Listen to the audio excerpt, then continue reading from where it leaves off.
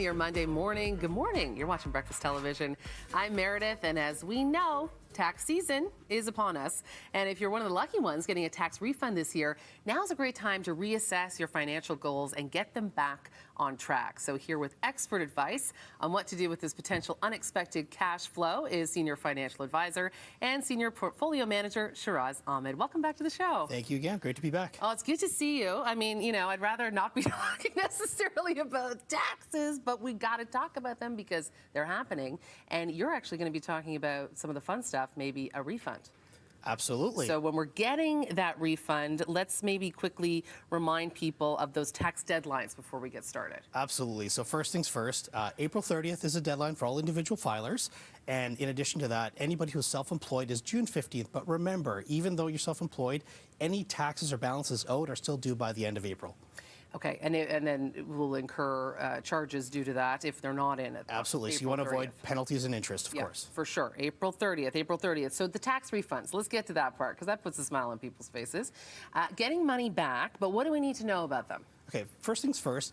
Tax refunds is not free money, and I think that's the biggest mistake that people make is that you're thinking that, oh, this is money that I wasn't expecting. So absolutely, it is a cash influx that you get back from the government, but why do you get it? There's a couple of reasons. The first one being is if your employer was deducting a little bit more than was needed over the course of the year. Then in addition to that, another way in which people do get a lot of refunds back is if you made contributions to your retirement accounts, let's say an RRSP or a first-time home savings account. These ones lower your taxable income, and then you do get a credit back or a refund back from the government. So you have some tips specifically with what to do with said money. And I like that you're putting it that way. It's not just free money and out you go and, you know, splurge. This is money that you can really reinvest in yourself. Absolutely. So there's a bunch of things that you can do, but we're living in a really high interest time. It's unfortunately one of the most expensive periods of time in the last 40 or 50 years. So first things first, I would recommend people paying down high interest debt. So if you've been paying balances for a while, this is a good time to do that. Another kind of unsung hero tip that you can use is pay down a smaller balance debt. So if you have, let's say, multiple cards that you owe money on, sometimes psychologically just knocking off one of these debts altogether can actually go a long way in furthering your battle with debt. Oh, I like that. Hadn't heard that before. So start with the one you can sort of get done the quickest and move from there. And absolutely. Of course, the high interest. Just making a dent sometimes goes a long way. Yeah, it does. Because I know we're talking about our money, but there's a lot of mental and emotional feelings we have toward it. So that's a great tip. Waterfall method. What does that mean and how does it apply to our money? Good question. So conceptually speaking, think of putting money away for your long term as filling up a bucket. So imagine you have water going into a bucket. Rather than it, once it starts to overflow, rather than it spilling onto the floor, imagine you catch it with another bucket underneath it. So the waterfall method, imagine is cascading downwards. So you put money away, let's say, into your RSP. You get a nice refund back from it. Rather than it burning a hole in your jeans and going and splurging on, let's say, another flat screen or another gadget, go ahead and put that back into another investment. So whether that be going to this year's, for example, RSP contribution, or perhaps even putting it towards your tax-free savings account. What account you use doesn't really matter as much as the behavior that's important, putting your money working towards your long-term benefit. The major thing to take away from it is imagine it's like putting a snowball on the top of a hill. You roll it down the hill, it eventually gets bigger and bigger and bigger. It becomes a self-fulfilling prophecy. So the idea behind it is you keep using your refund for your own long-term benefit. Are we talking about snow and taxes? Come on, Shiraz. The snow's behind us now, I know. Snow's behind us.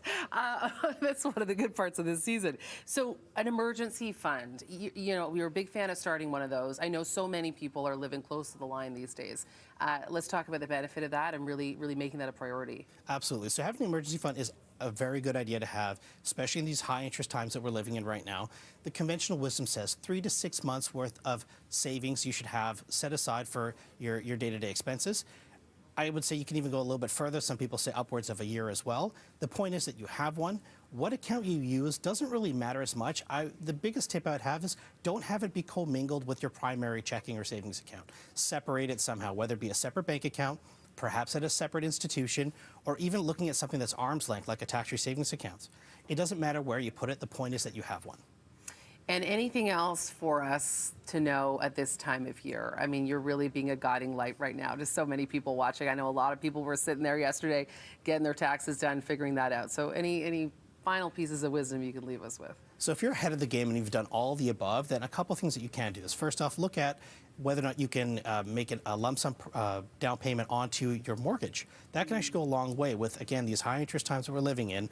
Putting more money towards it goes directly to principal. So check with your lender to see whether or not that's something you could do, or even accelerated payments as well. And the last thing is, if you've done all the above, then perhaps a sensible splurge. So don't go crazy, but something within reason, and of course, try to avoid going into further debt by doing that. Shiraz, you are always full of really important information that we can use sort of today. So thank you so much for being here. Where can people find out more My about pleasure.